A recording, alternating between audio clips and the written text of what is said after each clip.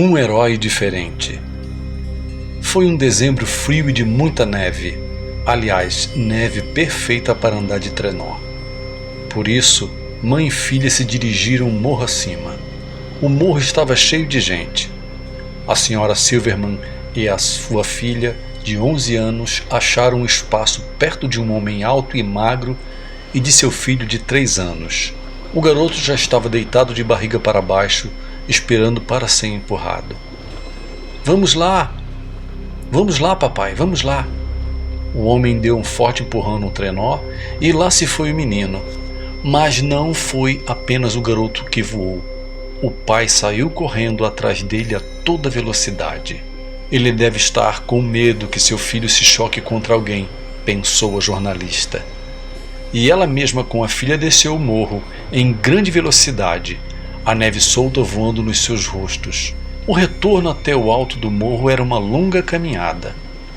Enquanto ambas subiam com vagar, puxando o trenó, a senhora Silverman observou que o homem magro estava empurrando seu filho, que ainda se encontrava no trenó, de volta ao topo.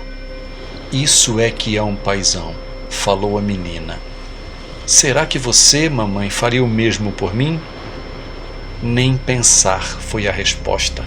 Continue andando.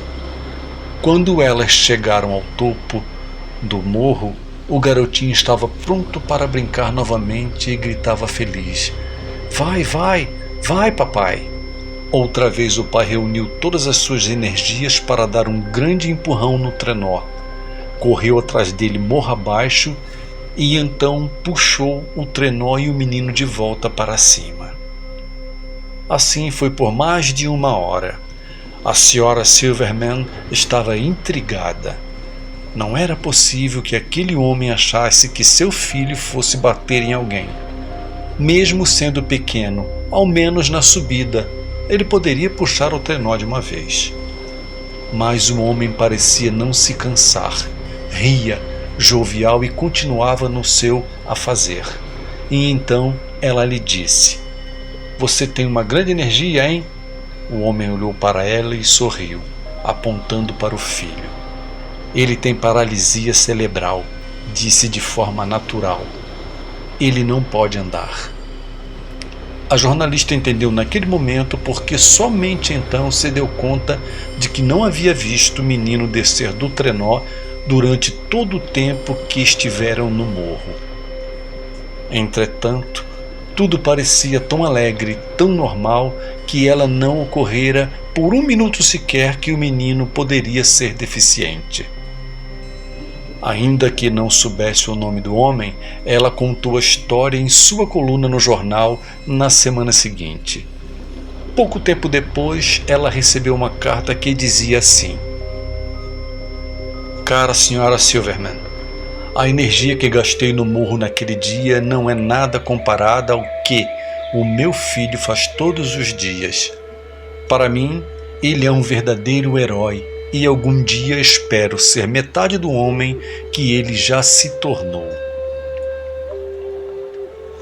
Superar as próprias limitações é um grande desafio. Todos os dias, muitas pessoas lutam para moverem pernas imobilizadas, submetendo-se a exaustivas sessões de fisioterapia. Todos os dias, criaturas portadoras de variadas deficiências se tornam heróis e heroínas anônimas, superando seus limites e vivendo tanto ou mais intensamente do que muitos que se apresentam à normalidade física e mental. São tais seres que nos lecionam com seu exemplo, que a vida vale sempre a pena ser vivida, não importando em que condições, pois o que conta mesmo é o desafio, a conquista, a vitória. Pensemos muito bem nisso. Espero que tenham gostado do vídeo. Abraços fraternos.